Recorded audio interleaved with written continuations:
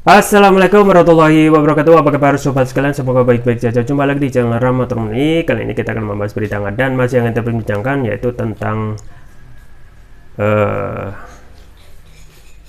komentar JK terkait Jokowi, yaitu sesuai yang dilansir oleh wartaekonomi.co.id. Dulu terkesima sampai bujuk Megawati, kini JK kaget lihat gimana berubahnya Jokowi. Kok beda? Titik. Dan kita sangat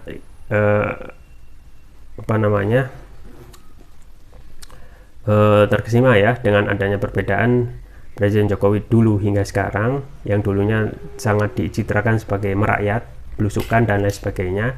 Sekarang setelah menjabat dan juga akan selesai 2 kali masa jabatan, banyak sekali perbedaan, dan kemungkinan ini yang dirasakan oleh JK atau Yusuf Kala yang mantan wakil presiden era SBY dan juga mantan wakil presiden era Jokowi juga.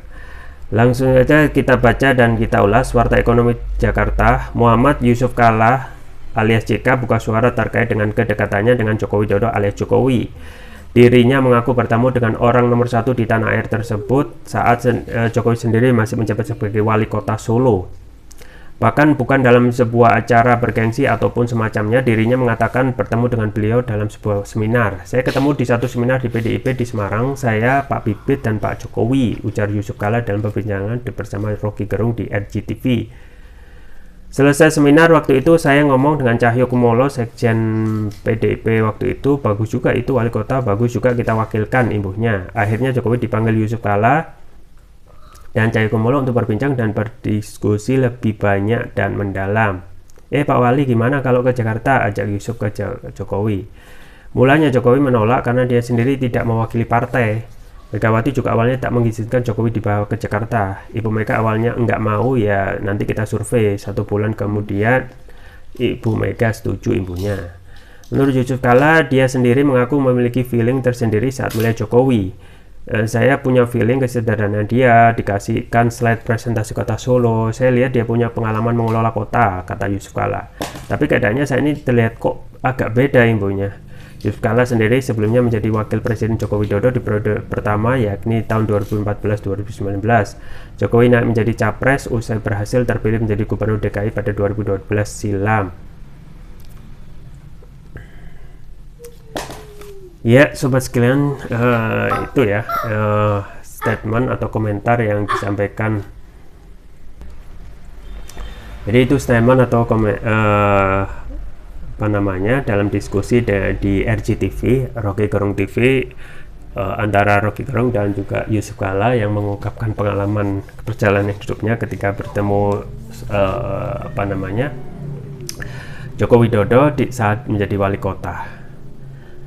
Di antaranya adalah memang kalau kita melihat JK adalah sosok yang begawan ya, sosok yang flamboyan, bisa bernegosiasi ke sana sini, termasuk juga kepada orang nomor 1 yaitu yang pernah menjadi presiden yaitu Megawati, dan juga orang-orang yang penting di Jakarta, termasuk juga pernah dekat dengan elit PDIP. Pada saat itu disampaikan ketemu Jokowi dan kesengsem ya, dalam tanda kutip, melihat prospek Jokowi ketika menjabat di Solo, dan disampaikan ada keinginan untuk mengajak ke Jakarta. Nah, memang awal-awal ya, ketika kita melihat sosok Jokowi adalah sosok yang sederhana. Itu yang juga dirasakan oleh Pak Yusuf Kala, sosok yang sederhana. Kemudian kalau kita melihat flashback ke belakang dari presentasi atau slide yang disampaikan tentang Solo, itu sangat menjanjikan, dan kesederhanaannya itu yang kemungkinan membawa Jokowi itu ke Jakarta menjadi orang nomor 1 di negeri ini. Nah, itu tidak bisa dibantah. Rata-rata itu yang juga disampaikan oleh ataupun dirasakan oleh mayoritas rakyat pada waktu itu ya. Menjadi pertanyaan, kenapa tidak Yusuf Kala ya yang menjadi kenapa Yusuf Kala jadi wakilnya, padahal Yusuf Kala lebih mempunyai pengaruh. Nah, memang yang menjadi analisis ya, ini bisa benar atau salah ya, yaitu masalah kesederhanaan yang itu yang dalam tanda kutip pencitraan itu berhasil ya, kesederhanaan yang bisa merakyat, kemudian belusukan sana sini, yang orang-orang kita itu ya sangat suka sekali melihat sosok ataupun orang yang suka melakukan manuver seperti itu, belusukan ya.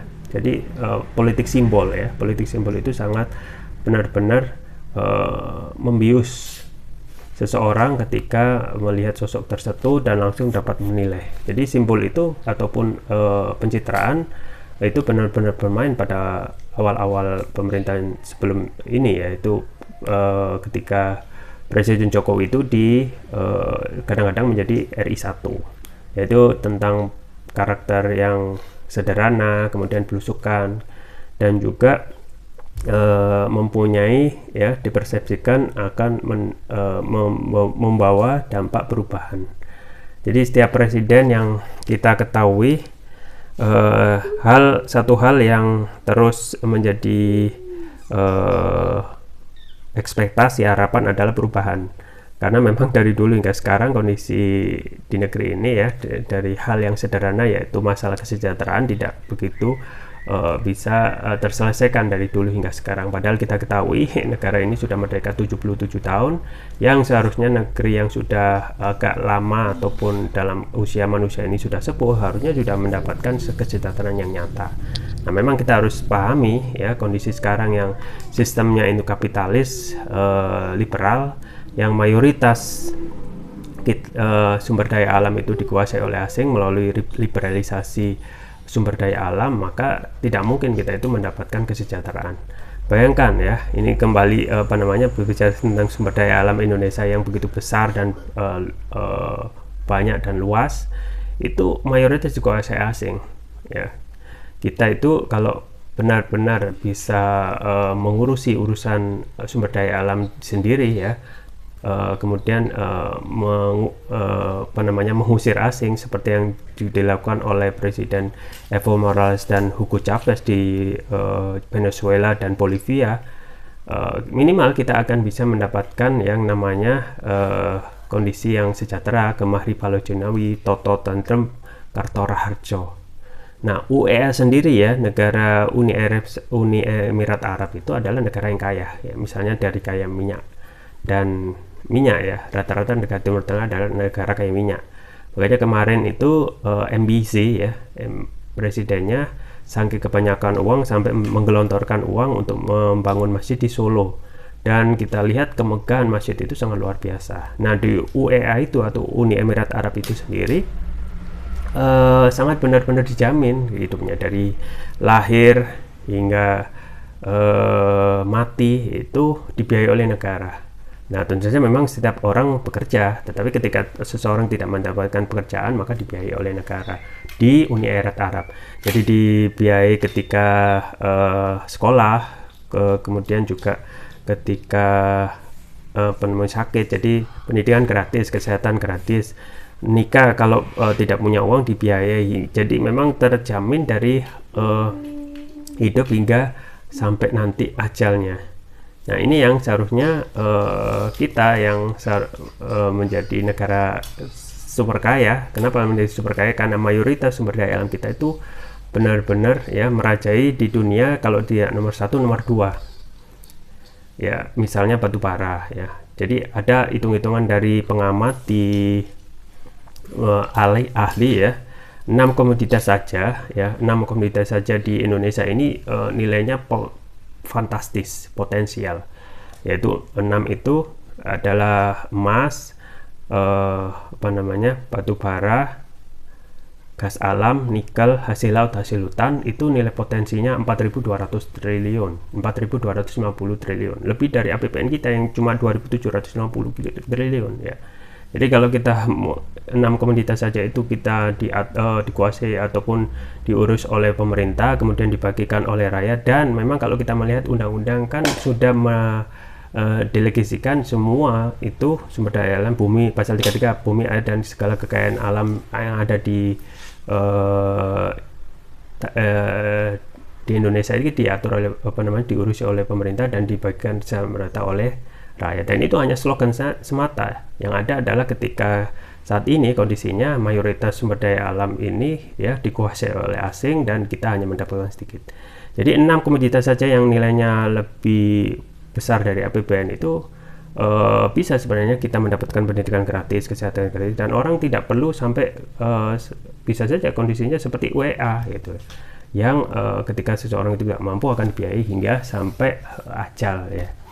Nah memang permasalahan sejahtera dan juga kembali lagi kepada Jokowi awal-awal, kita sudah terbuai dengan pencitraan yang benar-benar membius kita semua. Jadi kita itu ya sangat suka sekali orang yang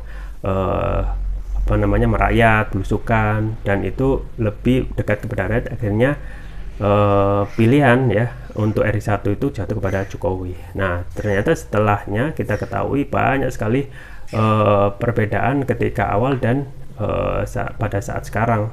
Banyak sekali yang kita ekspektasikan, yaitu yang namanya perubahan itu justru berubah 180 derajat menjadi kurang atau jauh dari ekspektasi atau harapan. Jadi segi hukum misalnya, dari segi penyampaian aspirasi atau kritik itu saat ini sangat represif ya. Banyak sekali aktivis ya, orang yang mengkritik pemerintahan itu sangat cepat sekali untuk diproses dan kriminalisasi, ditahan di penjara. Sedangkan seseorang dari kubu istana yang banyak melakukan pelanggaran ya, itu sangat sekali diskriminatif perlakuannya ya. Jangankan diproses, dipanggil aja enggak. Termasuk juga para buzzer yang terus-menerus mendiskreditkan nilai-nilai Islam itu sudah banyak sekali dilaporkan, tetapi lolos, nggak pernah diproses. Di satu sisi diproses, di satu sisi ketika itu yang melakukan tindakan yang pelanggaran itu dari pihak pemerintah itu tidak proses. Nah ini dari segi aspirasi. Kemudian dari segi hukum ya, kita lihat sekali sangat sekali tumpul. Nah untuk aspirasi ya, JK juga pernah ya kemarin itu pemberitaan juga ada bahwasanya saya itu tidak pernah merasakan setakut ini dalam menyampaikan kritik ya, karena memang semua aktivis rata-rata direpresi ya, yang tidak sesuai itu langsung ditahan dengan 2 pasal yang favorit, yaitu pasal berita bohong dan pasal ujaran kebencian yang bermotif sara. Jadi 2 pasal pamungkas ini yang sering dipakai. Yang terakhir kita ketahui tentang kasus ijazah palsu, itu juga dipakai pasal berita bohong penghinaan penodaan agama 156 KUHP, yang itu tidak nyambung ya. Untuk kasus Bambang Tri Mulyono yang hanya melakukan mubahalah ya, dan sebenarnya mubahalah itu ada dalam Islam tetapi dikriminalisasi dengan ditahan. Nah orang pastilah tidak bodoh ya, karena ini pastilah dikaitkan dengan aktivitas Bambang Tri yang mengkritik kekuasaan tentang ijazah yang dipertanyakan, yaitu apakah ijazah itu asli atau bukan. Padahal kalau kita sedikit ke kasus Bambang Tri, apa yang dilakukan Bambang Tri itu sudah sesuai dengan kanal hukum, kanalnya ya. Jadi kemarin Bambang Tri itu pernah ditahan karena melakukan berita bohong melalui media sosial. Nah sekarang sudah ada anjuran untuk melakukan yang namanya tuntutan perdata ya. Jadi kanalnya sudah benar ya. Kemudian ada saja ya kalau yang pokoknya itu yang mengkritik pemerintah itu langsung dicari-cari pasalnya, termasuk berita bohong, akhirnya ditahan bersama dengan Gus Nur di video tentang mubahalah. Kemudian masalah ekonomi ya, kita ketahui ya, masalah ekonomi tidak tambah lebih baik. Dari segi utang saja ya, utang itu numpuk ya. Kalau kita terakhir masa pemerintahan masa pemerintahan SBY itu utang itu maksimal 1.800 atau maksimal 2.000 triliun. Nah sekarang pada waktu Presiden Jokowi itu utang tambah numpuk ya, jor-joran, ugal-ugalan, jadi 7.000 triliun. Itu yang terakhir ya, kemungkinan juga nambah karena hasrat untuk melakukan pembangunan infrastruktur itu juga tinggi sekali. Ingat, infrastruktur itu dibangun ya, sebagainya pasti utang, dan utang itu harus dibayar, dan kita juga khawatirkan adanya riba di bawah belakangnya itu, atau bunga yang dalam Islam itu sangat benar-benar dilarang. Itu dari segi hukum, dari segi ekonomi ya. Makanya kritik dari JK ini adalah kritik yang harus menjadikan sama-sama hal yang harus menjadi pelajaran buat kita semua ya, tentang siapa ketika seseorang itu memilih capres ya. Ingat ya, permasalahan negeri ini itu bukan hanya sekedar orang ya, bukan hanya ganti orang. Dari dulu hingga sekarang kita ganti orang, tetapi kesejahteraan tidak merata. Kenapa? Karena masalah sistem yang kita pakai kapitalis itu tidak akan bisa mensejahterakan. Sekarang misalnya ganti yang dikatakan ya, antara 3 orang ini saja, Anies, Prabowo, Ganjar. Nah setelah ini memerintah atau menjadi capres, apakah akan merubah kondisi semua aspek yang saya sebut tadi, misalnya hukum, ekonomi, politik? Jarang, atau bahkan sangat sulit ya, karena kita sistem itu ibaratnya mobil yang nanti kalau kita capres itu pemilu itu hanya ganti supirnya saja, tetapi mobilnya tetap mobil yang butut. Akhirnya pertama mobilnya tidak akan berfungsi, tidak akan bisa menjalankan sampai tujuan, maka meskipun ganti siapa sopirnya. Nah ketika misalnya ganti orang ataupun aktor ya, tetapi resimnya di belakang masih sama, maka sama aja.